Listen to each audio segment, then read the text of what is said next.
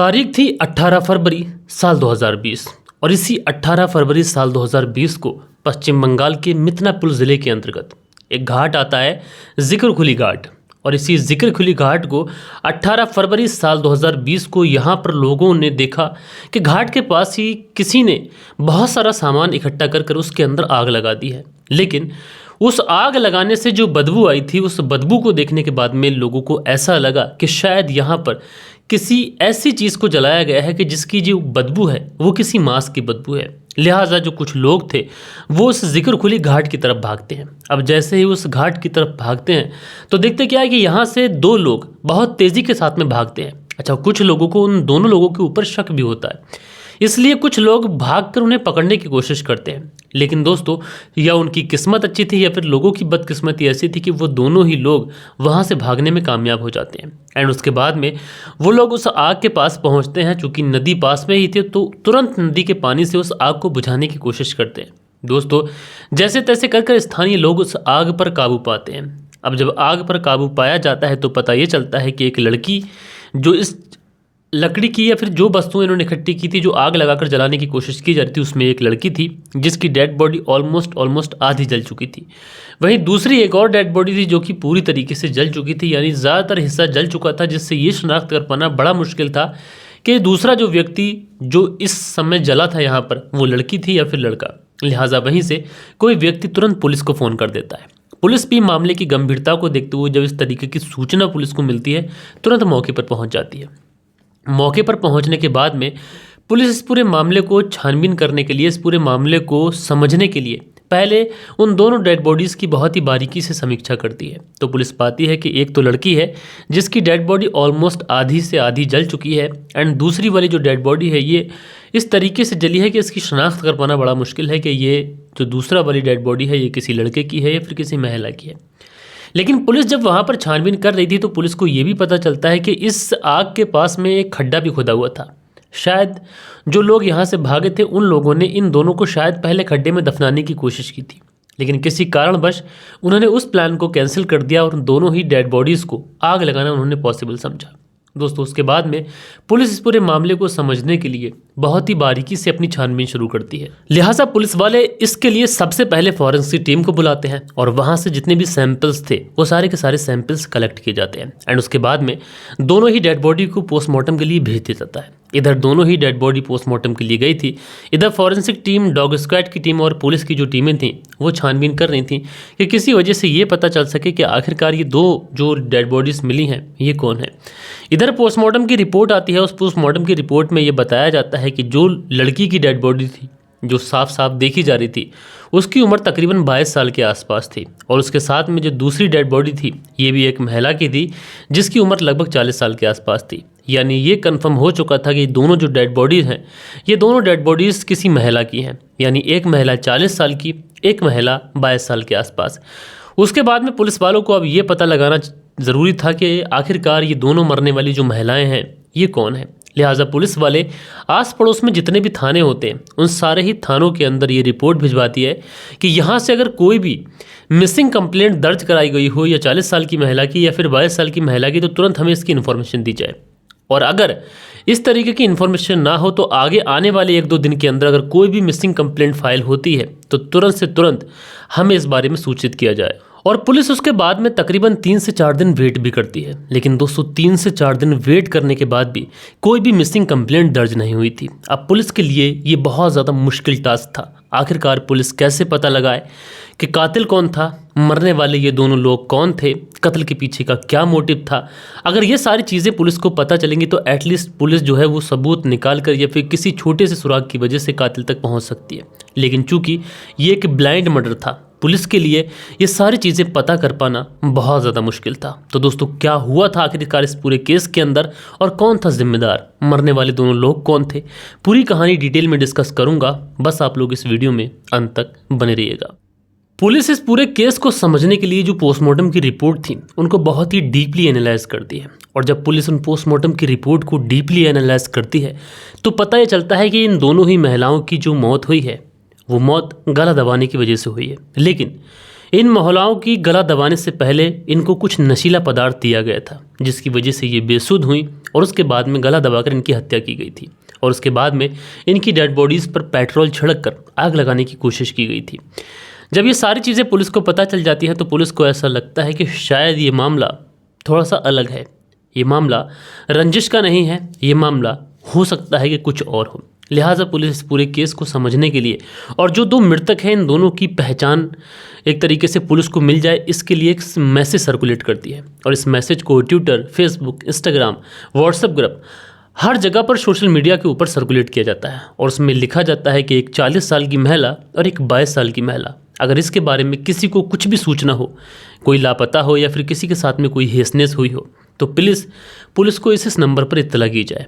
अब जैसे ही ये पूरा मैसेज पुलिस सर्कुलेट कर देती है तो इसी बीच में एक व्यक्ति का पुलिस के पास में कॉल आता है और वो व्यक्ति पुलिस को बताता है कि जो मैसेज तुमने फेसबुक के ऊपर, इंस्टाग्राम, व्हाट्सएप पर सर्कुलेट किया है, दरअसल इसके बारे में मेरे पास कुछ इन्फॉर्मेशन है। पुलिस उससे पूछती है कि बताओ तुम्हारे पास में क्या इन्फॉर्मेशन है। तो वो व्यक्ति बताता है कि वो एक ऐसी महिला को जानता था जिसकी उम्र तकरीबन 40 साल के आसपास थी। पुलिस उससे पूछती है कि तुम उस महिला को कैसे जानते थे। तो वो व्यक्ति बताता है कि दरअसल मैं ऐसी एक महिला से फेसबुक पर जुड़ा हुआ था जो कि 40 साल के आसपास की महिला थी और उसकी एक बेटी भी थी जिसकी उम्र तकरीबन 22 साल के आसपास थी, लेकिन पिछले 1-2 दिन से मेरी उससे कोई बात नहीं हुई है। यानी ये व्यक्ति उस महिला का फेसबुक फ्रेंड था। ऐसे में पुलिस वाले जो थे उस व्यक्ति से मिलते हैं और उस महिला की आईडी ले ली जाती है और आईडी के थ्रू उन महिला और उसकी बेटी के फोटोग्राफ्स जो थे वो पुलिस के पास आ जाते हैं। यानी अब उन आईडियों के थ्रू पुलिस के पास में ये जो महिला थी जो कि मिसिंग थी और एक 22 साल की लड़की जो कि मिसिंग थी, इन दोनों की डिटेल्स आ जाती है। पुलिस वालों के पास में जितनी भी डिटेल्स आई थी, पुलिस उस डिटेल्स के आधार पर, उन फोटोग्राफ्स के आधार पर, जो पोस्ट उन्होंने फेसबुक के ऊपर की थी उसके आधार पर इनकी लोकेशन तक पहुंचती है और पुलिस जब इनकी लोकेशन तक पहुंचती है तो पुलिस को पता चलता है कि हाँ, इस तरीके की एक महिला जिसकी उम्र 40 साल के आसपास थी, जिसका नाम रमा डे था, उसकी एक बेटी जिसकी उम्र तकरीबन 22 साल के आसपास थी, उसका नाम रिया डे था, ये पिछले कुछ दिनों से मिसिंग है। लिहाजा पुलिस वाले जो थे अब पड़ोसियों से इन दोनों के नंबर्स ले लेते हैं और नंबर्स लेने के बाद में इन दोनों की कॉल डिटेल्स निकाली जाती है। लेकिन पुलिस ये पता करती है कि आखिरकार इनके परिवार में कौन कौन है। तो पुलिस को ये पता चलता है कि ये जो महिला रमा डे है ये पहले महाराष्ट्र के अंदर अपने पति के साथ रहा करती थी, लेकिन किसी वजह से इसके पति के साथ में इसकी बनी नहीं। उसके बाद में इसने अपने पति को तलाक दे दिया एंड उसके बाद में ये पश्चिम बंगाल के मिथनापुर में आके रहने लगी थी। इसके कुछ ही दूर पर इसके मायके वाले हैं, लेकिन उसके बावजूद भी ये किराए का कमरा लेकर अपनी बेटी के साथ उस किराए के कमरे में रहा करती थी। लेकिन यहाँ पर एक डिटेल का पुलिस बहुत ही बेसब्री से इंतजार कर रही थी और वो डिटेल थी इस रमा डे और रिया डे की कॉल डिटेल्स। जैसे ही रमा डे और रिया डे इन दोनों ही माँ बेटियों की जो कॉल डिटेल्स आती है उसे देखने के बाद में पुलिस को ऐसा लगता है कि कम से कम इस पूरे केस के अंदर कुछ तो ऐसा क्लू मिला, क्योंकि इस कॉल डिटेल में बहुत साफ तरीके से ये दिखाई पड़ रहा था कि एक नंबर ऐसा है जिस नंबर से जो माँ है रमा डे उसके फ़ोन पर भी कॉल्स आ रही हैं लगातार और एक नंबर रिया डे के फ़ोन पर भी उसी नंबर से कॉल आ रही हैं। यानी ये नंबर दोनों माँ बेटियों से पिछले कुछ महीनों से या फिर कुछ सालों से बातचीत कर रहा था और धीरे धीरे ना कि बातचीत हो रही थी बल्कि ये जो बातचीत थी इसकी जो कॉल ड्यूरेशन थी ये भी बहुत ज़्यादा लंबी थी। पुलिस उस नंबर की डिटेल्स लेकर पाती है तो पुलिस को पता ये चलता है कि ये नंबर किसी सद्दाम नाम के व्यक्ति के नाम पर रजिस्टर्ड है। पुलिस को ऐसा लगता है कि सद्दाम जो है या तो बहुत बड़ा गवाह हो सकता है या तो बहुत बड़ा सस्पेक्ट हो सकता है और हो सकता है इस पूरे केस को अंजाम ही सद्दाम ने दिया हो। लिहाजा पुलिस जो थी वो सद्दाम की लोकेशन के आधार पर आखिरकार सद्दाम को गिरफ्तार कर लेती है और सद्दाम की ट्रैवल हिस्ट्री सारी खंगाली जाती है। तो पुलिस को पता ये चलता है कि जिस समय डेड बॉडीज़ जलाई गई थी उस समय सद्दाम की लोकेशन वहाँ पर मौजूद थी। लिहाजा पुलिस अब सद्दाम से पूछताछ करती है। शुरुआत में सद्दाम पुलिस को घुमाने की भरपूर कोशिश कर लेता है, लेकिन जब बार बार पुलिस सद्दाम से उसके वहाँ पर उपस्थित होने, दोनों माँ बेटियों से कॉल्स पर बात करने, ये सारी चीज़ें बार बार जब घुमा फिरा के पूछती है तो जो सद्दाम था आखिरकार ये पुलिस के सवालों के सामने ज़्यादा समय तक टिक नहीं पाता और उसके बाद में ये सारी हकीकत पुलिस के सामने कबूल कर लेता है। तो सद्दाम जो था उसके बाद में पुलिस के सामने सारी सच्चाई बताने के लिए लग जाता है। सद्दाम बताता है कि कुछ समय पहले उसकी मुलाकात रिया की माँ रमा डे से फेसबुक के जरिए हुई थी। दरअसल जो रमा डे थी इसके अपने पति से डाइवोर्स हो चुका था और ये अक्सर अपने घर पर अकेले ही रहा करती थी और इसी दौरान इसे फेसबुक चलाने की कुछ ऐसी आदत थी कि इसकी मुलाकात सद्दाम से हो जाती है। जब सद्दाम से इसकी मुलाकात होती है तो धीरे धीरे जो मुलाकात थी वो मुलाकात दोस्ती में बदल जाती है। अब रमा डे अक्सर सद्दाम को अपने घर पर मिलने के लिए बुलाया करती थी। सद्दाम कुछ देर वहाँ पे रहता, उसके बाद चला जाता। इन दोनों की दोस्ती काफ़ी ज़्यादा चरम पे थी। लेकिन इसी दौरान सद्दाम ने देखा कि रमा डे की एक बेटी है जिसका नाम रिया डे है। रिया की उम्र उस समय महज 19 साल के आसपास थी।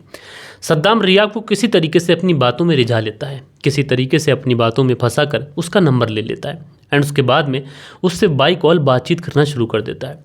जब सद्दाम और रिया के बीच में बातचीत होना शुरू होती है तो इनके बीच में मोहब्बत का इजहार होता है और उसके बाद में दोनों एक दूसरे से बेइंतहा मोहब्बत करने लगते हैं। लेकिन दोस्तों, इस कहानी के अंदर असली ट्विस्ट तो जब आता है कि जब इस बात का पता रिया की मॉम रमा को लगता है। लेकिन रमा रिया के इस रिश्ते से बिल्कुल भी नाराज़ नहीं होती है, बल्कि वो और खुश होती है। वो कहती है कि वो उसका दोस्त सद्दाम है। इसलिए जो रमा डे थी वो रिया के इस रिश्ते से बहुत ज़्यादा खुश हो जाती है एंड उसके बाद में एक समय ऐसा आता है कि जो रिया थी इस सद्दाम के साथ में न्यू बैरकपुर में एक किराए का कमरा लेकर लिव इन में रहने लग जाती है। और जो रमा डे थी ये वहीं पर दूसरा किराए का कमरा लेकर रहा करती थी। धीरे धीरे वक्त गुजरता है, लेकिन इस बीच में रिया को ये पता चलता है कि जो सद्दाम है वो ऑलरेडी शादीशुदा है। अब जब रिया को ये चीज़ें पता चलती हैं तो वो सद्दाम से इस बात को लेकर काफ़ी ज़्यादा लड़ाई झगड़ा करती है। लेकिन सद्दाम किसी तरीके से अपनी जो लिव इन में जिसके साथ रह रहा था रिया को, उसे मनाने में लग जाता है और वो इसमें कामयाब भी होता है। वो कहता है कि वो अपनी पत्नी को छोड़ देगा और तुम्हारे साथ रहेगा। रिया कहती है कि मैं तुम्हारी इस बात पर कैसे भरोसा करूं। तो उसके बाद में सद्दाम जो था वो रिया के साथ में कोर्ट मैरिज भी करता है और उसके बाद में चीज़ें यूँ ही चलती रहती हैं। लेकिन इसी बीच में जो रिया की मॉम रमा होती है उसे इन सारी चीज़ों के बारे में पता चलता है। जब रमा को इस बारे में पता चलता है तो वो सद्दाम से कहती है कि तुम अपनी पत्नी को छोड़ दो। लेकिन सद्दाम अपनी पत्नी को छोड़ना नहीं चाहता था। तो रमा जो थी वो बार बार सद्दाम के ऊपर प्रेशर बना रही थी। सद्दाम इन चीज़ों से बहुत ज़्यादा तंग आ चुका था। सद्दाम ने पुलिस को ये भी बताया कि रमा और रिया मुझसे पैसों की डिमांड किया करती थी और इस वजह से मैं इतना ज़्यादा ऊब चुका कि मैंने अपने दोस्त मंजूर आलम के साथ मिलकर इन दोनों के कत्ल की प्लानिंग कर ली और उसके बाद में इन्हें खाने पर बुलाया 17 फरवरी साल 2020 को और उसके बाद खाने में कुछ नशीला पदार्थ मिला दिया एंड उसके बाद में जब इन दोनों को नशा हो गया तो उसके बाद में गला दबाकर इनकी हत्या कर दी और उसके बाद में जिक्र कुली घाट के पास में इन दोनों की डेड बॉडीज़ पर पेट्रोल डालकर आग लगा दी। और उसके बाद की कहानी तो मैंने आप लोग को सुनाई ही थी। लेकिन दोस्तों, बड़ा अफसोस होता है इस तरीके की कहानियाँ पढ़ने के बाद में, क्योंकि दोस्तों सद्दाम ये एक ऐसा व्यक्ति था कि जिसने पहले माँ के साथ में दोस्ती करी, उसके बाद में उसकी 19 साल की बेटी को अपने जाल में फंसाया जबकि तू खुद शादीशुदा था और उसके बाद में तूने उसके साथ में धोखा देकर कोर्ट मैरिज भी करी और उसके बाद में जब उसने कहा कि अपनी पहली वाली पत्नी को छोड़ दो और मेरे साथ रहो, भाई तू एक के साथ ही रहेगा कि दो के साथ रहेगा, तो ऐसे में दो के साथ तो इंसाफ तो कर नहीं पाएगा। तो जब उसने ये कहा कि तुम मेरे साथ रहो, पहले वाली पत्नी को छोड़ दो, तो तूने उनके कत्ल की प्लानिंग कर ली। तो ऐसे लोगों को किस तरीके की सज़ा मिलनी चाहिए आप लोग कमेंट्स में ज़रूर से ज़रूर बताइएगा। बाकी दोस्तों, मिलते हैं कल के दिन किसी और स्टोरी के साथ में। जब तक के लिए अपना ख्याल रखें, देश का ख्याल रखें, परिवार के रिश्तों की अहमियत को समझें। जय हिंद, जय भारत।